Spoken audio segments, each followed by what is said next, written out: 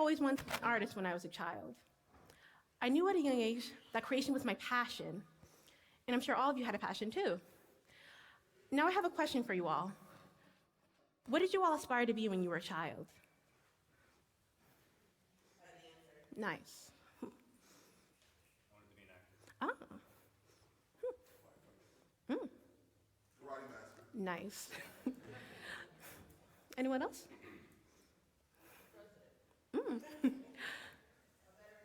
Nice. Now, whether or not you became what you aspired to be, are you happy in prioritizing your happiness? If not, why? What's stopping you? What's stopping you from creating, writing, laughing, doing the things you love? What's stopping you from letting your inner child play? We all have one. They stay with us throughout our whole lives. Whether you let them play is up to you. Now I want to go into myself for a little bit. When I was younger, I began wanting to be an adult at a really young age. Why, you may ask? Because they had a sort of freedom that I didn't have. They could drive cars, buy whatever they wanted, stay up for as long as they wanted. Well, I, unfortunately, had to be at bed at like 9:30. Younger me thought being an adult was a whole package. But when I reached my final years of middle school, I realized that wasn't the case. COVID happened, and we were all in quarantine. I went into quarantine a dreaming, aspiring child, only to end up in my freshman years of high school being rushed to be an adult I thought I wanted to be. And it was really scary.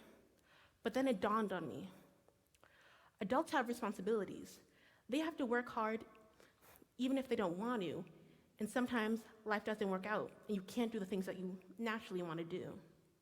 Seeing my teachers at my school who hated kids, but came in every single day on the dot just to teach us, and my mother, who had to pick up multiple jobs to support me and my sister, made me think, would I be stuck in a job that I hated to support myself?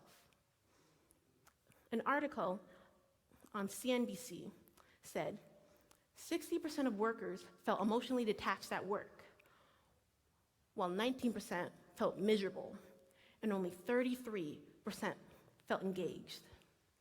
Now, that's not a lot of people. So then I did some more research. And a survey conducted by trade school colleges surveyed 2,000 adults. And out of them, only 22% followed their childhood dream jobs, while 80% didn't. Now, I'm not saying there's anything wrong with pursuing a job unrelated to your passion. But if you're in that 20% who are not happy and are not in the field that they want, you're neglecting your inner child. You're not letting yourself be happy. And that is the saddest thing you could do to yourself. I became fearful of growing up because I wasn't sure of what I wanted to do. I loved art, but I wasn't confident in my abilities to make it into a career. And that was scary. I was in a dark place. Growing up felt like it was going to be the end of me, the end of an era that I was happy in. But now I can say today, I'm not afraid anymore. Why? Because of my family. My mother, who's a self-made nail tech, made her business on the bottom up, but is also a dentist assistant or a nurse. She works for not only herself, but for others.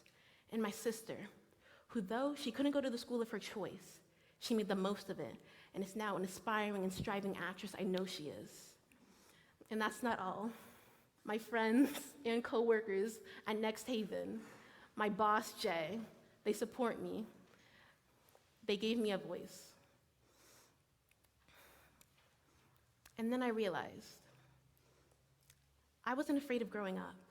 I was afraid of losing my inner child through growing up.